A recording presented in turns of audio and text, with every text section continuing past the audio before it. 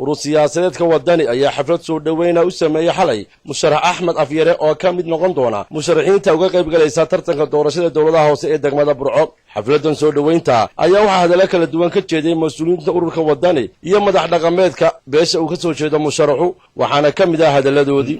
aad iyo aad baan idinka mahad celinaynaa in aad doorateen ururka wadani waan idinka gudoonay urur ahaan musharaxa Axmed Afyare. waa urur wanaagsan, waa urur xaqiiqaana, waa urur dhul walba dacalka haysto,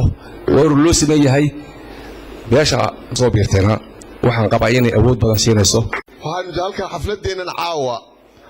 aynu ku qabanay urur siyaasadeedka wadani beesha Muuse Ismaaciil Galbeed ee keentay xildhibaankoodii oo aan u arka mid maqbuul ah inay tahay markii aynu bilaabanay ayaa roobka imkayna hayay biyaa dhigana ina qabto. waxay ku tusaysaa in ilaahay ururkana u aqbalayo inuu soo baxo xildhibaanka wadaan ee ruug cadaagina uu soo baxo. waxaanu maanta dheer ahaan minjal ahaan lugo ahaan tala ahaan isugu lagu dawanay inaanu soo saarno xildhibaanka cusub إحنا نصوص إلهي عمري زهراجي كان الله حنمينه الكاسان وضع مرينا كان عاوح الله فديها إن كان لقو شرحه حسب قال يا هذا وطني لقى شرحه في هراء لقو شرحنا لقو شرحه كعمال لقبته في تاجر يانا لقو راعان xildhibaanka ay isku raacsantahay baan marka hore ku raacsanay anoo suldaanki beesha xusbiga xildhibaanadii iga soo horeeyay iyo aniga inaan noo ducaysaan hawsha aan noo igmateen ee tiraan nimankaas aanu hawsha u diraynaa iyo dumarkaaba in ilaahay nagu guuleeyo noogu duceeyo lama hadiisa dabadii waxa sharaf iyo mahadnaqba mudan ardaagan sharafta la runtii guurtidiisa waxgaradkiisa dhalinyaradiisa iyo musharaxiintiisu ay caawa ku sugan yihiin urur siyaasadeedka wadani run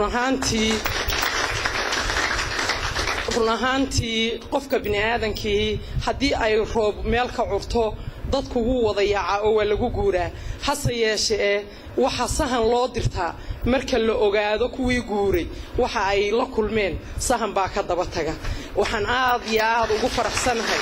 geedigiinii hore ee bulqanka ahaa haddii aad sahankiisii ku sugteen inaad urur siyaasadeedka wadani ku soo noqotaan aad baan idinkaga mahadnaqaya